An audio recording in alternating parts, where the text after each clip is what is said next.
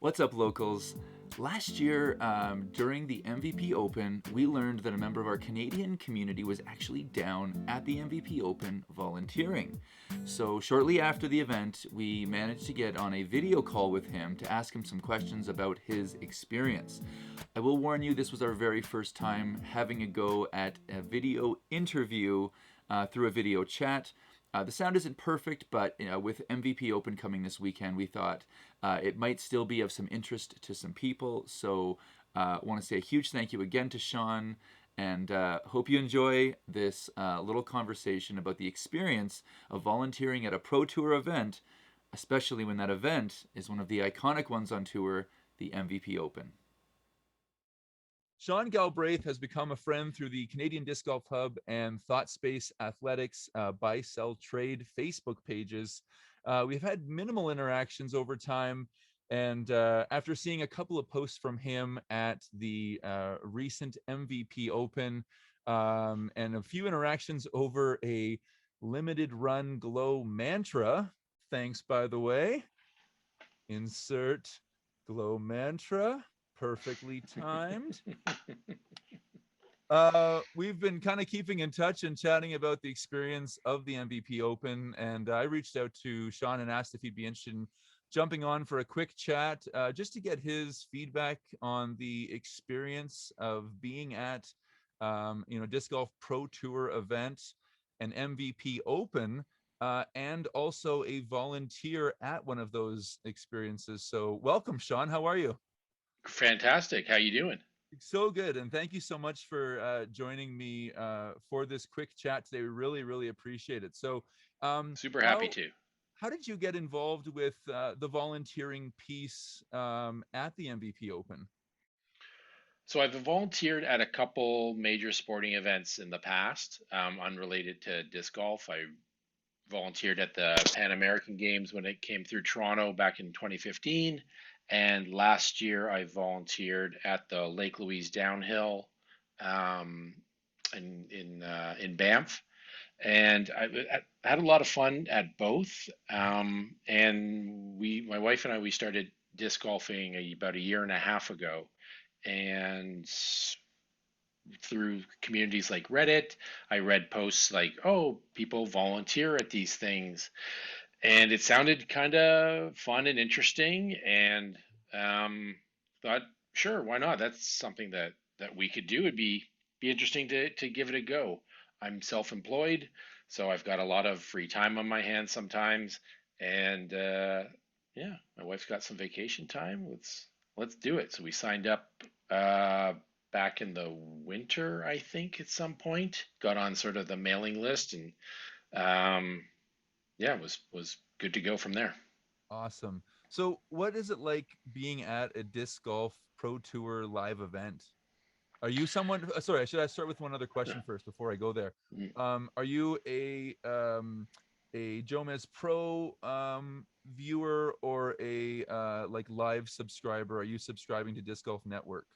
I have a subscription to Disc Golf Network, and that's how I watch most of it.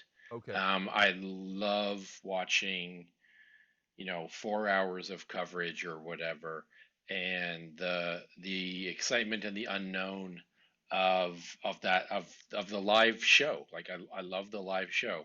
I watch a little bit of post production, um, but not as much since I got the DGN sub. Definitely. That's how I would watch most of it, I would say. It's just more exciting. It's just For more fun. sure. I I want couldn't to see agree all of more. it. I don't want to just see a couple things here and there. I feel too like the post produced, there was a lot more value, or I shouldn't say value, but there was more in it when week after week, it was when you had Ricky, Paul, Eagle, when you had this like maybe Calvin, I feel like a couple years ago, it was a pretty consistent top four. And you could Yeah, watch Jomez especially and on not, the FPO side. sure, even more so. Absolutely. It was Um, Page and a couple others. right, exactly. And you didn't feel like you were missing much by Yeah, watching that lead card. And, yeah. this year, especially, it's becoming so much The more field is apparent. deep. The competition just keeps getting better. Yep. and I find I want to see what that second card is doing, and the Sure. chase card, and I want to see what the third card's doing. So I that's mean, a great Paul was on the third card. right. Macbeth was on the third card. Like that's a deep field. Is it ever? And I mean, that final round, we're going to get to it a little bit later, Hmm. but the movement in that final round, God. how you even keep up with it. But Yeah. so I just wanted to frame this to have a bit of an idea, because you could answer what it's like to be at a live event compared to, say, watching Jomez. But if you're someone that's Nothing watching compares to the being it live. no, 100%. So Yeah. uh, And then being there live is it's like it's a whole other level. It's the most incredible thing, especially the MVP Open, I think. that's what we get. I mean, that's what the viewers are experiencing. I think most people are going, wow, this almost seems like the one to be at if you could be at one. I think it is like it's. I haven't been to any other majors. I mean, I played the Canadian Nationals this year out in Prince Edward Island, and I was watching the FPO and the MPO lead cards on the last day, and it was pretty exciting, but it was, you know, 150 people versus 1,500 or whatever it was. Sure. Like the around 18, that iconic 18 green, the energy was just off the friggin' charts. It was unbelievable. It was so fun. It looked like it. I mean, and at this tournament, you're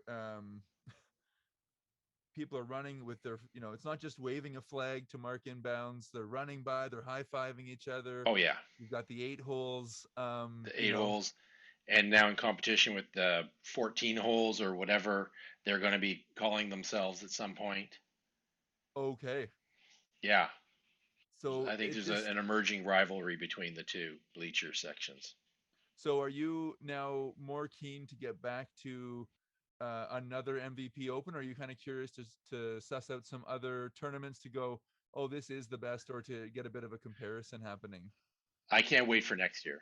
already? I cannot wait to go back to the MVP Open next year to volunteer. Um, it was it was incredible. Like it was so much fun. I can't recommend it enough if that's something that that piques your interest. And Um, what do Go you ahead. get from the volunteer experience, as opposed to just going and being a spectator? What are sort of like the perks of volunteering? Sure. So, first of all, I should note that when we say volunteering, we're actually paying to be there. Oh, So okay.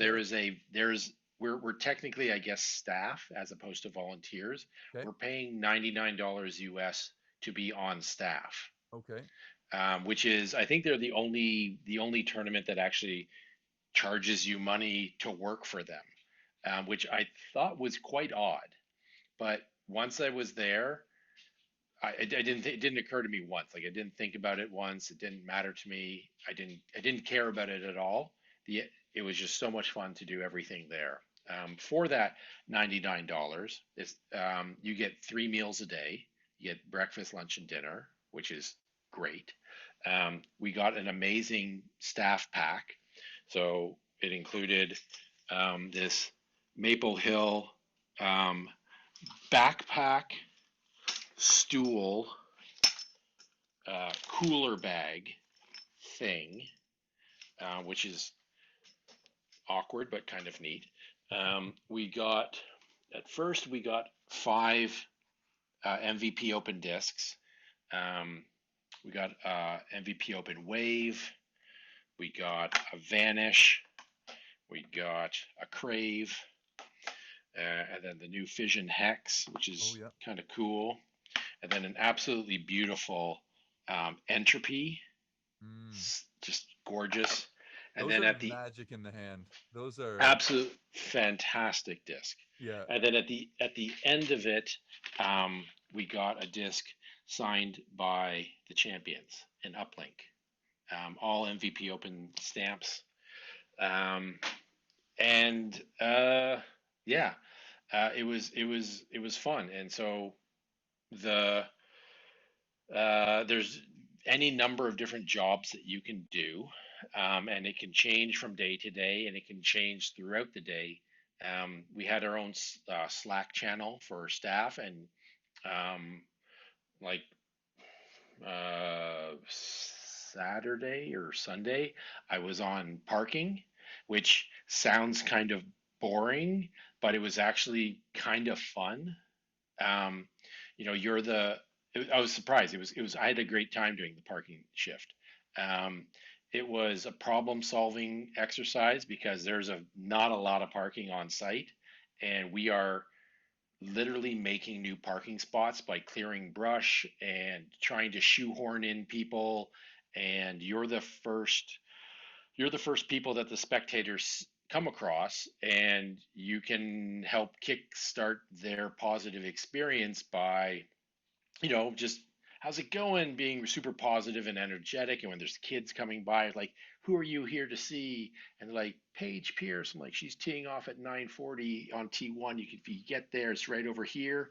You're totally going to see her. It's going to be amazing. Have an awesome day. Mhm. And bring that bring that energy and bring that positivity to people, and hopefully it carries them through the day. So I did parking some days, um, or I would start at parking, and then on the Slack channel, there's like, um, we need somebody to do spotting on 17, and the parking lot is right next to 17. So you reply, we're good with parking right now. I'll jump on 17, and you walk down to 17, and someone hands you the red and green flag, and so now you're calling out of bounds, um, and it's like, oh, sorry, James Conrad, you just went OB. Um, or Anthony Barella just bombed it, almost hit a Tesla, OB. Or, ooh, it's pretty close. I can't make that call. Maybe, I don't know. Or green flag, wave it vigorously. Super fun. And then as the last card comes through, then you're part of the group that goes up 18. And it's just there's nothing like it to be part of that energy and part of that experience. Um, my wife was working the food station thing they called Cheezers, and she had a great time. It was like, the food thing. Maybe no, the food thing was awesome. Apparently, uh, got like a $50 tip and stuff. Like it was a blast. Or crowd control. I'm like, crowd control? What is that even? It's just basically, okay, we got you there, we got a line, and you're right behind the player, and you're making the line that the crowd can come right up to, and your job is to get them as close as you can, but no further. And the crowd was super cool about it, and they respected the line for the most part. So but you are right there behind the player, and you're following that card for the whole round. Awesome. Another time I was carrying the sign that had all the updated lead card scores on the little placard. And so at the end of each hole, I'm looking at UDisc in one hand and changing out the numbers by hand on the other, and then carrying this thing all the way through to the next one. One day I was on Thursday when it was pouring rain. I was spotting on 11, which is the farthest hole, and we had two lightning delays. I had to walk all the Mhm. way back, and then all the way back, and then all the way back, but yeah, it was fun. Well, Um, I think the one of the things that many people fall in love with in disc golf is you could be out any day with pretty much seemingly any group of people, and you're going to have a great day connecting with just amazing people, and that's the mhm, community is, you might start playing because you want to get competitive or enjoy the game, mhm. but I think the thing that really hooks you is the community of people that you meet, on your disc golf journey. The community of volunteers, like this was obviously our first time there. Um, we were, I think we felt like part of the family from the start. Like I said, I volunteered at a number of other major sporting events, and Never before have I felt more appreciated for being a volunteer or being staff than I have at this event. From people who've been there 10 years saying, "Hey, awesome, it's a great job," to Steve Dodge when he's walking around in his blazer or on his new electric bike that he loves more than possibly life itself, um, saying, "Sean or Gabby, who's my wife, Yeah. thank you for doing what you're doing. We really appreciate it. We couldn't do it without you." Um, it was just, it was fantastic.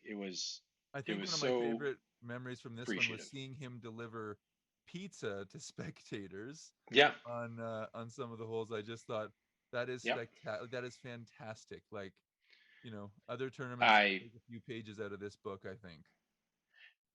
if it like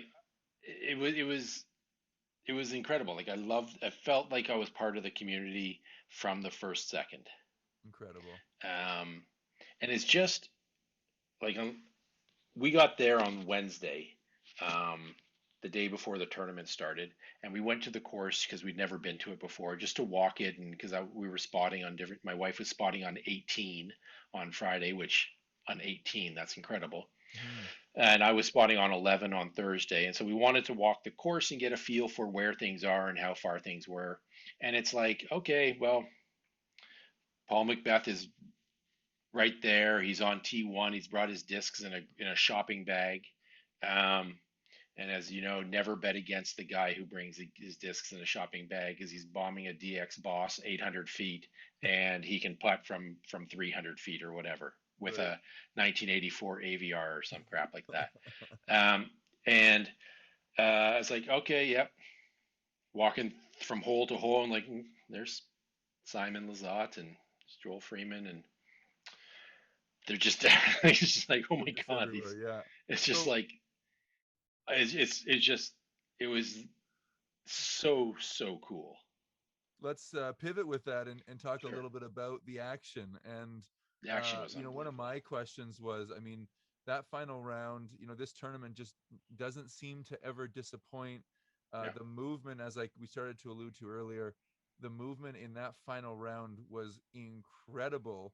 yeah, And that's, if a friend of mine on Sunday was saying, "Oh, I love my Jomez coverage." I said, but "You're not getting. There's so much storyline you're missing yeah, if you're watching Jomez for this yeah, tournament." Now, that's not the yeah. case maybe every week, but No, this one, and I think as we go forward, I heard Ricky Wysocki in the as he accepted his regular season DGPT. Yeah, trophy there. yep. He said, "I don't know how many more I'll get of these because the competition just keeps getting It's tougher fierce, and tougher." And so um, fierce. so when I'm watching that, I'm wondering, especially knowing after we've been chatting a little bit and you're sending me Mm-hmm. messages and we're texting back and forth, I'm thinking, Mm-hmm. gosh, I wonder what it's like. You're volunteering. Mm-hmm. you know Corey Ellis has a comfortable little lead to start. He starts to tail off. Raven Paul starts Newsom comes to, from out from yeah. nowhere, has an incredible few rounds, and is in contention. Is it in like Linus Carlson, like just Yeah, uh, spectacular, probably underrated in yeah, terms of all of the post tournament media.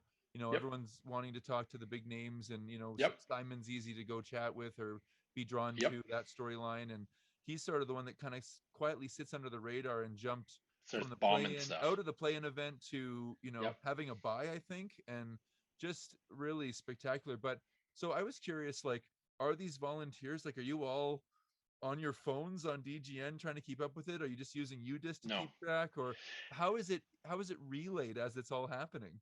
So it depends what you're doing. Sure. So when I was working parking on Sunday, um, it's like 100 feet from the 18 green. But I'm on my job. Like there's still lots of people coming in.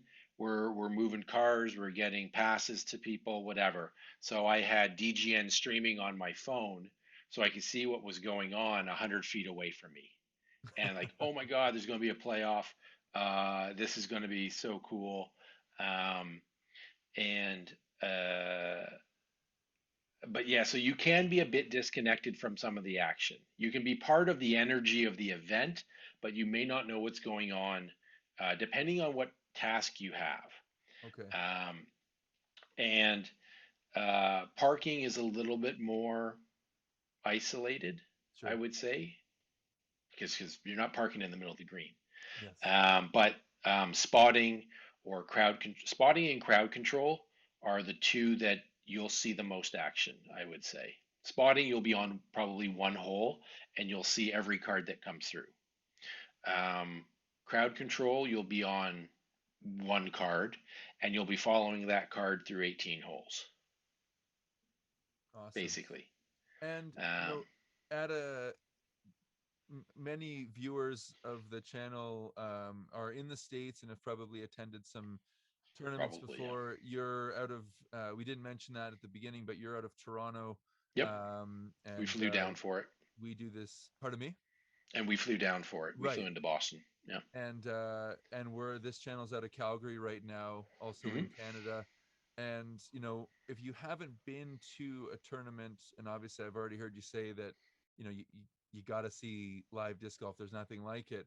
Yeah. um People probably wonder too, like, how accessible, how approachable are the players? I mean, obviously mid round you're giving them a little bit of space Yeah, of course. probably, but before and after, or probably more so after, I would think, like, what is the experience like in terms of that interaction? You mentioned earlier that when you first got there, it was, there's people on, the day before that you're there, and Hmm. The day before the tournament is the best day if you want to interact with the pros okay. because they're just sort of hanging around, they're just sort of wandering through the village. It's the pressure of the tournament isn't there yet. It's building, but it's not there yet. They're getting practice rounds in. They're just milling about, shooting the breeze. It's a little more casual and relaxed, and with extremely, extremely few exceptions, all of the pros were incredibly cool and incredibly gracious, happy to sign autographs, take a picture, whatever. It was awesome. Like they're just like, oh hey, there's Paige Pierce. Do you mind picture sign? Thanks. Yeah, no problem. That's awesome. Here you go. Thanks for coming out. Thanks for volunteering. Um, uh, Obviously during the rounds, it's hell no. Like do Yes. not do not talk to them unless they talk to you first, kind of thing. It might as well be royal family. Right. Um, uh, do not tell them the score. Do not Hmm. like be cool. They're working. Yeah. Let them work. Like when Yeah. I And had the big sign that had the scorecard, I'd make sure it was turned away from all of the pros so they couldn't see the sign because they may hmm, not want to know what they're doing. right. For Um, sure. after the rounds, there's usually a little autograph tent, and you can get discs signed, you can get pictures, you have a quick little minute with them. It's it's a little briefer Mhm. than it's a little more formal, I guess you could say, than it is on like the day before the event starts, when it's just like they're just around and they're just like normal people and just go up and say hi. Yeah. Hey, I'm a fan. I think you did awesome. I loved it in this tournament. Whatever. They would love to hear that stuff, I imagine. Um, for the formal autograph sessions, it's a little more moving it along because there's There's a there's a line. line. Yeah, There's a sure. line, yeah. But I know. then there's like they're just in the village, like Owen Scoggins was like, "Hey, Owen, I think you're awesome. You gave my wife a hug in the parking lot because she helped you park. She helped you park your car. Would you mind a disc signed?" She's like, "Yes, awesome. Where's the beer?" And sign the thing. Super cool, super amazing. Um, Again, with very, very few exceptions. I love, in the Disc Golf Network, Nate Sexton kind of mentioned with the eight holes that Oh my the God, the eight the holes, procession that legendary. that leads up to, the lead card with Corey Ellis there.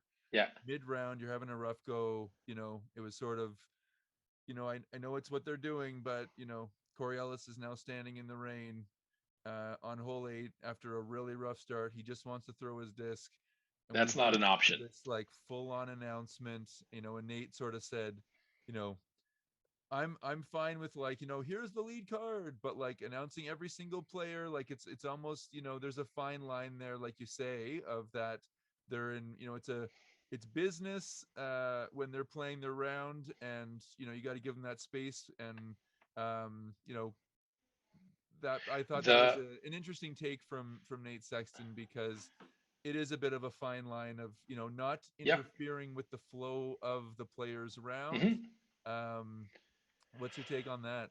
I was listening to Smashbox tonight, and Steve Dodge was on, and they talked about this very question, and I think it came up that for I assume everybody who listens to this show or watches this show knows who the 8 holes are, but just in case, it is on hole 8. It is across the water island hole, and the hole 8, and the crowd that gathers there are known as the 8 holes, and there's the king of the 8 holes who walks around with a crown and a onesie.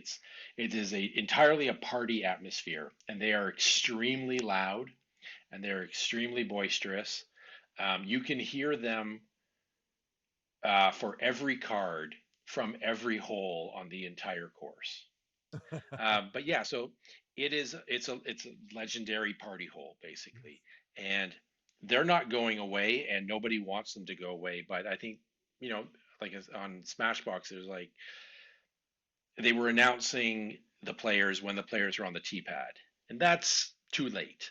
Mhm. Reasonably, announce them before they get to the tee pad and let them do their thing, and then explode with celebration. And if they go to lay up from the drop zone, you boo them. And if they make the drop zone putt, you say, sign the board. On the You do board, the yeah. whole thing.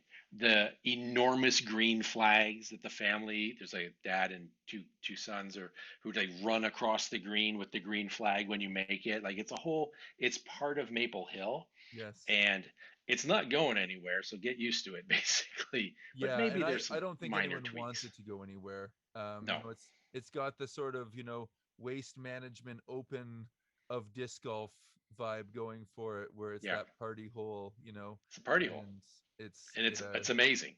it There's seems people who just amazing. go to MVP just to be an 8 hole and just sit at that hole all day and watch every card that comes through and slow clap it. And my God, it looks so much fun. I Definitely. only experienced it a few times passing through with the cards that I was crowd controlling, or with the giant scorecard thing, and man, it was wild. It was amazing. So for yourself, like coming back from this tournament, Mhm. obviously, just from our chats, I could tell that it was just an incredible experience. It really was. What was the highlight? Like if you could phrase it in one, like what was the best thing that happened in that experience? Either being a fan, a spectator, a volunteer. What was the moment? Like was it, because obviously, as I kind of alluded to there, you had a chance the following day on the Monday to Mhm. play the course, and Playing of the courses, everything. I can see why it's rated number one in the world. Like it lives up to its reputation. So it's an incredible course. There was just a number of little things, like almost every single FPO player thanking you for spotting. Hmm, The MPO players, a few of them did. Usually the ones that were a little bit lower down on the card. The higher ones were focused on the game too much, maybe. I don't know. hmm, Um, but almost every FPO player said, "Thank you for spotting. No, welcome, no problem." hmm. Helping Jen Allen getting a disc out of the top of a pine tree on 11, or standing behind Simon on 16 on round 3, when a guy drops his umbrella just before Simon was about to putt, Yeah, and the reaction from Simon and him resetting and that whole moment, and him giving like looked like a finger gun yeah. afterwards, and him being super cool uh, about it, and he signed the umbrella at the tent after 18. Like Awesome. little moments Sure. like that are just, it's just, you, you can only get that volunteering, being part of the action, and you could certainly never get that just by watching it on post or even watching it live. Like Sure. I watched the clip of Simon on 16 because a few people sent it to me because I'm standing right behind Simon like a statue, trying to not be the guy who makes a noise, and the guy beside me makes a noise. And knowing this, knowing a little bit more of that story of what exactly happened, and you can't really see it even on live coverage. You didn't know that the guy dropped his umbrella and he said sorry, and Simon said, wow. And but then was like kind of cool about it afterwards, because he made the putt. Like it's just any number of little things like that are just an incredible experience. It's so cool. Incredible. Yeah. Amazing. This looks like it might log me out here. Why? I know why. There. Okay. All right. So yeah, I mean, I think what you just said is so accurate, and I think also, the point that we find ourselves in the history of this sport is probably an element to how approachable, how accessible those players are. I mean, I like to think that 25 years, 30 years, 50 years down the road, it still has that same kind of personable experience to it. But I It feel will like be we're at a, interesting to see if it does. isn't it? Um, Yeah. I mean, I'm part of the wave of new players that came in during COVID, and so I don't know what it was like before. The From what I hear, it was again is very small and very approachable, and um, it would be a shame if it loses that. But if it keeps growing at the rate that it is and becomes more professional or whatever, and the tournaments become a little more formal and a little more professional, or like a Hmm. big golf tournament or Definitely. whatever. Like Yeah. I don't see how it keeps its current low key vibe, Well, and I but think it if would be a you shame if it lost it. definitely, I think if you go back 5 years or 10 years, it's Yeah. such a lower key vibe that Oh, um you know there was no ropes, there was there's no nothing. spectators. Yeah, you'd be standing in the parking lot after the round. 20 guys. Like I think that the challenge on certainly in a place like Maple Hill be like when you have that many people and that many more people, how do you make simply like viewing 18 possible? Hmm. Because it's not a very big, the area is smaller than I thought it was for having watched it on coverage. It's really quite small, and there just is not a lot of room there to pack more people in. So just of the logistics of parking, the logistics of viewing, like all of those logistics just start getting much, much more harder to Hmm. solve. But with growth comes revenue, comes opportunity for bigger Definitely. sponsors, Mhm. for like there's growing pains, but those are things that can be solved by smart people, and I think the team at the MVP Open have a lot of really smart people trying to solve these things. Definitely. That yeah, I mean, the wooded courses, I think, a lot of players love to play them. It's elements of challenge to it, but it also adds a challenging element in terms of incorporating spectators into the Can for sure. experience because of the sheer limitations of that wooded area versus viewing angles and trying to be able to see. Mhm.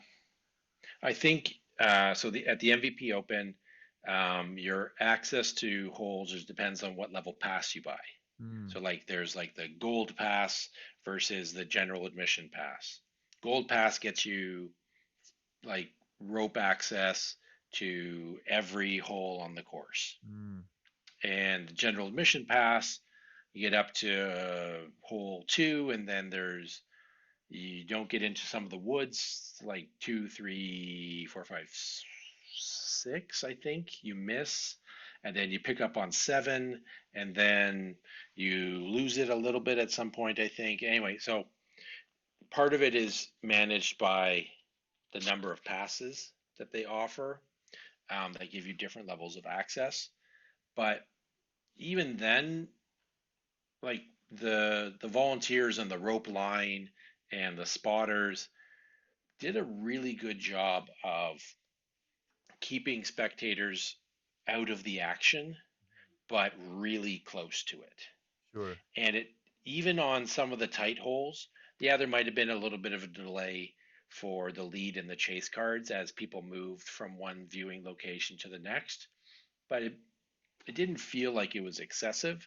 And I think we did a good job of managing crowd control.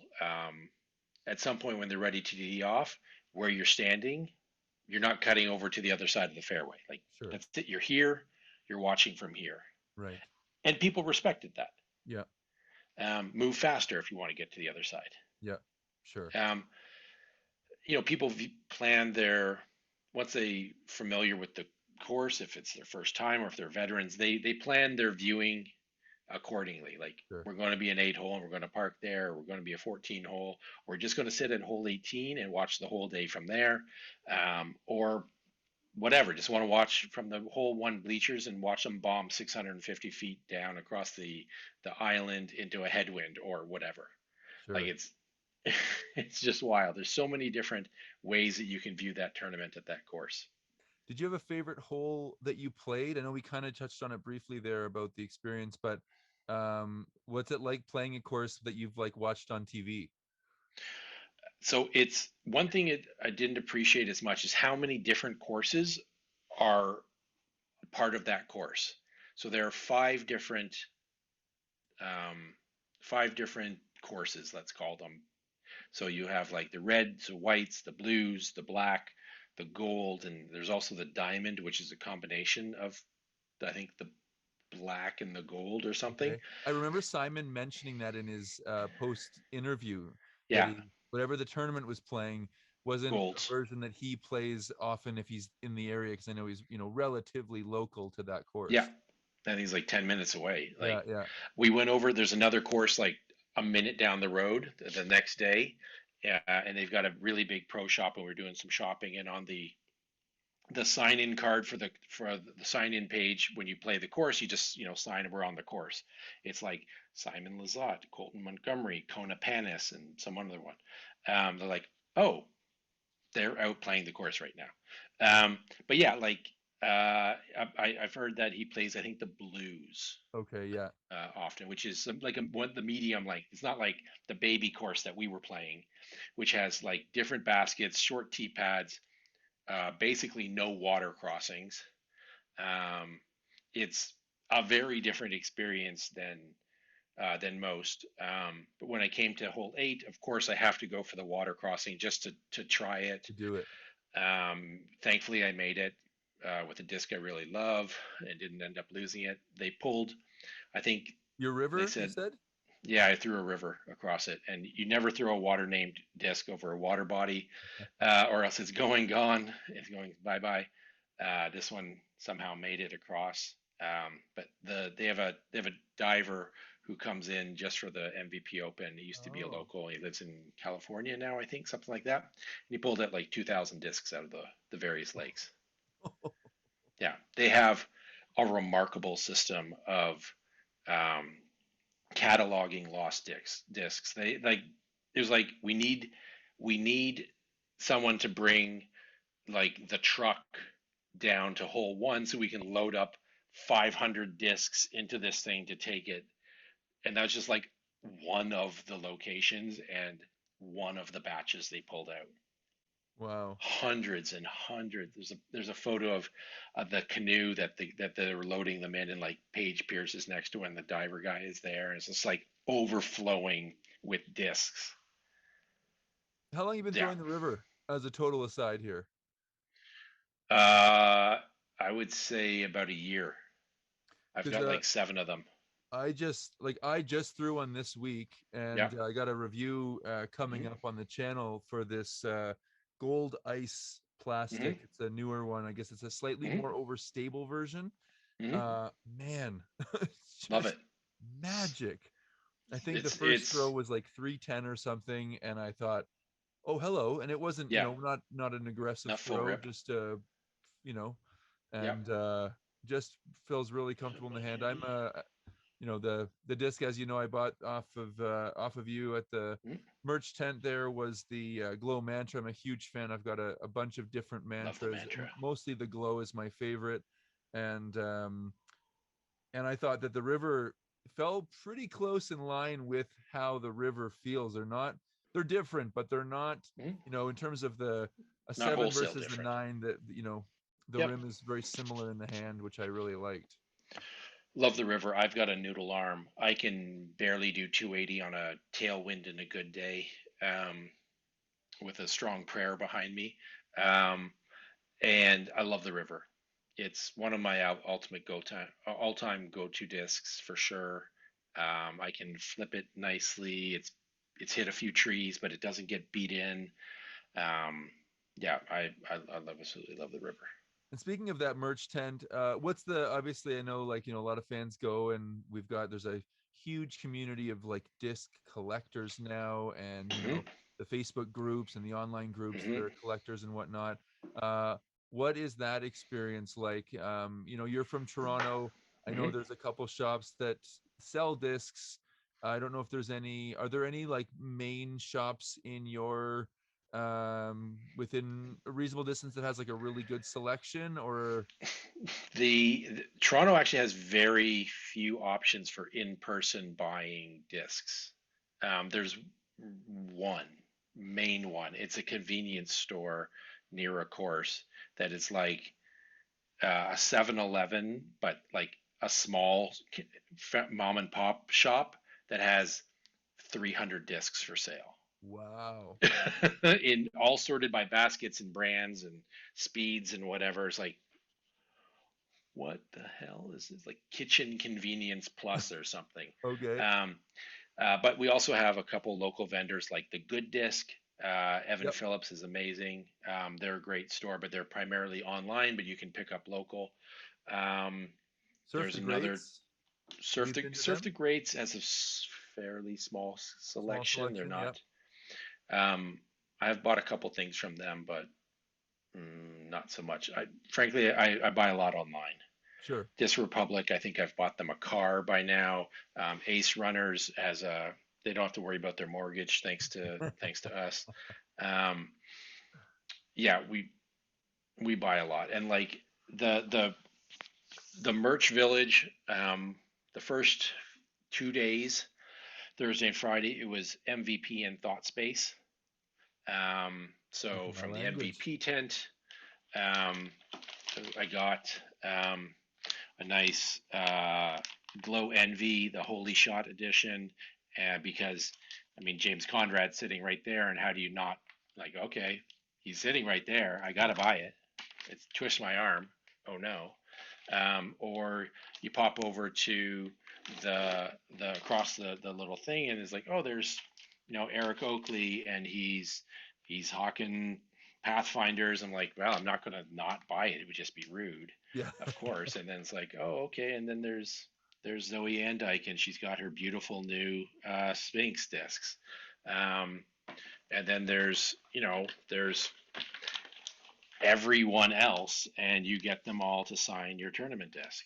Right. Um, and it's super cool. It's super fun. And when you see a limited edition stamp, you buy 12 of them and post a thirst trap photo on a collector's page, and you get everybody saying, "Hey, how much you want for those things?" And you go buy more, frankly. Yeah. And you hear from random people that in a few days will eventually ask you to Be on join our them on their podcast. YouTube channel. Yeah, Exactly. pretty much. Yep. Your disc will be in the mail this week, my friend. Awesome.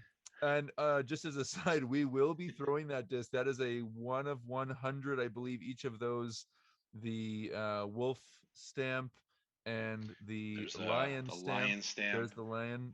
And then and the wolf stamp. each one of Gorgeous. 100, I believe. I think so. And I'm a thrower much more Gotta than do I'm a it. collector. So Got to do it. be sure to subscribe, check out the channel. We'll be doing a review comparing it to the sort of astronaut stamp, and maybe we'll throw our Zoe and Dyke. I haven't thrown that mantra, my Zoe mantra. I'll have to maybe bring that one out for that video as well. But stay tuned for that video because I haven't thrown that one, and I'm keen to see. Do you have any of the astronaut mantras?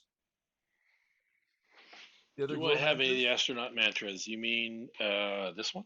That's the one. I Yeah, have that this is one. the one. Yes. Have you thrown that one? Do you have a thrower? I have a thrower mantra. It is not within reach. You were mentioning that the glow on this newer stamp seems rather positively radioactive. MVP 2.0 esque almost. Let's see. So